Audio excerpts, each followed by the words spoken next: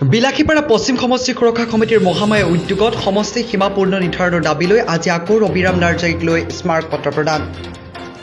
ভাৰত তথা অসম চৰকাৰৰ নিৰ্দেশ মৰ্মে সমষ্টি পুনৰ সীমা নিৰ্ধাৰণ কৰাৰ কাৰণে ইতিমধ্যে প্ৰক্ৰিয়া আৰম্ভ কৰা হৈছে। সেই মৰ্মে আমাৰ সমষ্টিৰ কিছু অংশ অন্তৰ্ভুক্ত আৰু কিছু অংশ বৰ্গীভূত হৈ ২৬ বিলাসীপাৰা পশ্চিম সমষ্টিৰ পৰা গোসাইগাঁও সমষ্টিত অন্তৰ্ভুক্ত কৰাৰ কাৰণে যুঁজা চলাই থকা পৰিলক্ষিত হৈছে।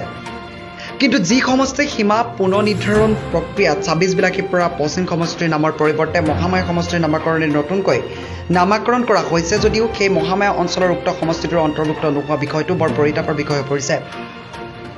আমি সমষ্টিৰ জন্মলগ্নৰে পৰা ২৬ বিলাসীপাৰা পশ্চিম সমষ্টিৰ মহামায়া অঞ্চলৰ ৩৪খন গাঁৱৰ বাসিন্দা হিচাপে ভোট প্ৰদান কৰি আহিছে।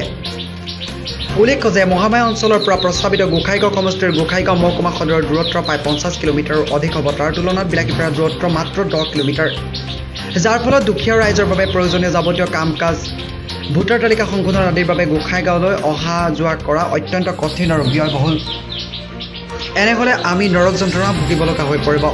এনে কথা চিন্তা বিলাসীপাৰা পশ্চিম সমষ্টিৰ সুৰক্ষা সমিতিৰ মহামায়াৰ উদ্যোগত মহামায়া অঞ্চলৰ ৩৪খন অনাবৰু গাঁওসমূহ প্ৰস্তাৱিত গোসাইগাঁও সমষ্টিত অন্তৰ্ভুক্ত নকৰি প্ৰস্তাৱিত মহামায়া সমষ্টিত অন্তৰ্ভুক্তৰ দাবী লৈ আজি BTADৰ ২৯ নং কোকৰাঝাৰ পশ্চিম সমষ্টিৰ বিধায়ক ৰবিৰাম নাৰ্জাৰীক স্মাৰক পত্ৰ প্ৰদান কৰে। অন্যথা গণতান্ত্ৰিকভাৱে আন্দোলন গঢ়ি তুলিব বুলি ২৬ বিলাসীপাৰা পশ্চিম সমষ্টিৰ সুৰক্ষা সমিতিৰ মহামায়া সভাপতি সুৰুজ জামাল সৰকাৰ আৰু সাধাৰণ সম্পাদক আব্দুল ৰেজ্জাক শেখে জানিবলৈ দিয়ে। পৰ্বতচূড়াৰ পৰা আজিবুদ্দিন শেখৰ report, C&AC news north east.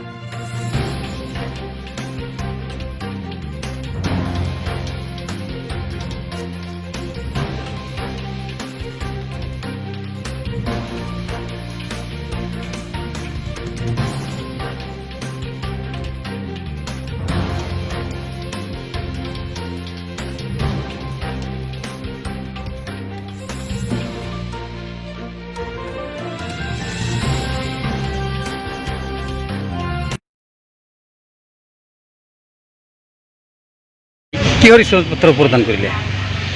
আমি ডিলিমিটেশ্যন সম্পৰ্কে যোৱা ১৫ তাৰিখত DC ধুবুৰী জিলা উপায়ুক্ত মহোদয়ক আমি স্মাৰকপত্ৰ প্ৰদান কৰিছোঁ আৰু ৰবিৰাম নাৰ্জাৰী সন্মানীয় বিধায়ক তেখেতে ডিলিমিটেশ্যন কমিটিৰ সদস্য হয়। তেখেতক আজি আমি বিলাসীপাৰা পশ্চিম সমষ্টি সুৰক্ষা সমিতিৰ সভাপতি আৰু সম্পাদক আমি যাই তেখেতক দেখা কৰিলোঁ আৰু স্মাৰকপত্ৰ প্ৰদান কৰিলোঁ যে আমাৰ BTADৰ ৩৪খন ভিলেজ ইতিমধ্যে গোসাইগাঁও সমষ্টিত অন্তৰ্ভুক্ত কৰা আমি গম পাইছোঁ আৰু এইখিনি আমাক বিলাসীপাৰা পশ্চিম সমষ্টিত ৰাখিব লাগে আৰু যদি নতুনকৈ সমষ্টি সীমা পুনৰ নিৰ্ধাৰণ হয় আৰু শুনি আছোঁ যে মহামায়া বিধানসভা সমষ্টিখন বনাই আছে। আমি দাবী কৰিছোঁ যে এই ৩৪খন ভিলেজ মহামায়া বিধানসভা সমষ্টিত থাকিব লাগে, নহ'লে অন্যথাই আমি গণতান্ত্ৰিক আন্দোলন কৰিম। যিহেতু ইয়াত ৰখাৰ বহুতো কাৰণ আছে। ইয়াত আমাৰ সুৰক্ষা সমিতিৰ সভাপতি মহোদয় তেখেতে হাইকোৰ্টত ইতিমধ্যে গোচৰটো ৰুজু কৰিছিল আৰু গোচৰৰ ৰাইজক এই ৩৪খন ভিলেজ আমাৰ BTADৰ পৰা কৰ্তন কৰাৰ কাৰণে ৰায়দান দিছিল। সেই সুযোগত আমি কৈছোঁ যে আমাৰ এই ৩৪খন ভিলেজ প্ৰস্তাৱিত মহামায়া বিধানসভা সমষ্টিত থাকিব লাগে, নহ'লে আমি গণতান্ত্ৰিক আন্দোলন কৰিম আৰু ডিচিশ্যন হৈছে নহ'লে আমি হাইকোৰ্টত গোচৰ ৰুজু কৰিম। যেহেতু ৰবিৰাম নাৰ্জাৰী এইটোৰ মানে কমিটিৰ সদস্য আছে, সি কিবা আশ্বাস দিছেনে?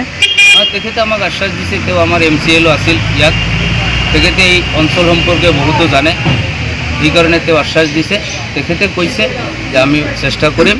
আমাৰ আশা তেখেতে এই বিষয় লৈ যুক্তিসংগতভাৱে আমাৰ এই সমষ্টিখনৰ সুবিধাৰ্থে তেওঁ কাম কৰিব আৰু আমাৰ মহমায়াত ৰাখিব বুলি তেখেতে আশ্বাস দিছে।